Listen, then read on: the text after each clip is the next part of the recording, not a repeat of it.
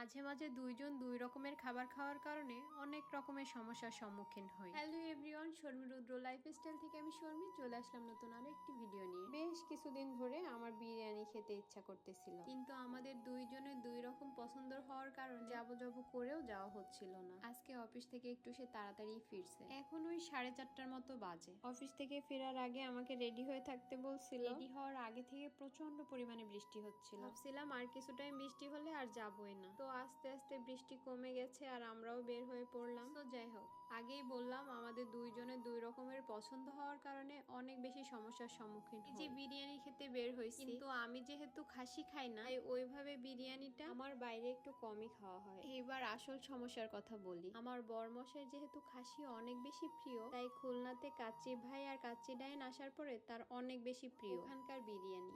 আর সমস্যাটা হলো ওইখানে পোলাও আর রোস্ট ছাড়া চিকেনের কোনো আইটেম নাই, আর এইদিকে আমার রোস্ট আর পোলাও একদমই খেতে ভালো লাগে না। তাই ওই দুই জায়গায় আমাদের দুইজনের খুবই কম যাওয়া হয় একসাথে। কিন্তু এইদিকে সুলতান ডাইন খুলনাতে আসার পরে দম বিরিয়ানিটা আমার অনেক বেশি ভালো লাগে। এইদিকে আমার বরমশাই আবার সুলতান ডাইনের কাচ্চির কোনো টেস্টই পায় না। তাহলে এবার আপনারাই বলেন সমস্যাটা আসলে জটিল কিনা। যাই হোক, অনেকক্ষণ বসেছিলাম। অর্ডার দেওয়ার পরে 30-35 মিনিট এখানে বসেছিলাম, আরও খাবার সার্ভ করেনি। তারপরে আবার ভিতরের দিকে এসে বসলাম, বসার পর আবার আধা ঘন্টা পরে খাবার সার্ভ করলো। জন্য তার মেজাজ তো অনেক গরম। আসলে সব জায়গায় সার্ভিসটা যদি ভালো পাওয়া যায় তাহলে কিন্তু নেক্সট টাইম আবারও যাওয়ার আগ্রহ থাকে। আমরা যে কয়বারই আসছি এখানে তাদের সার্ভিসটা একটু লেন্দি প্রসেসেই হয়। তো টাইম অপেক্ষা করার পর অবশেষে খাবার আসলো। তো যাই হোক, খাবার আসার পর একটা ভাইয়া বলল তাদের লাঞ্চ টাইম ওভার হয়ে যাওয়ার কারণে তাদের ওয়েটার একটু কম ছিল, তার জন্য নাকি একটু দেরি হয়েছে। এই কথাগুলো আসলে বলতাম না, আমি যেহেতু দম বিরিয়ানি ওখানকার পছন্দ করি এই জন্য আমাদের একটু বেশি যাওয়া হয়। যতবারই আসি ততবারই এরকম সার্ভিস, তার জন্যই বললাম আর কিছু। ওই ভাইয়াটাকে বলার পরে তারপর হচ্ছে তারা একটু পরপর